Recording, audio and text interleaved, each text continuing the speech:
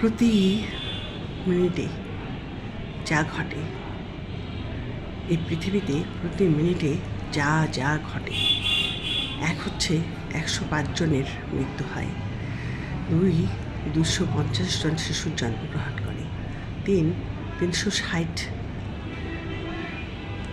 বার বজ্রপাত হয়, 5 বার ভূমিকম্প হয়, 115 জনের মানে নরনারীর বিবাহ হয়, তারপর 1 কোটি 15 লক্ষ টন খাবার খায়,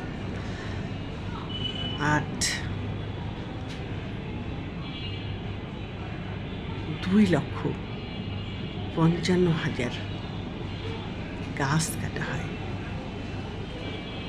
কি আশ্চর্য, তাই না?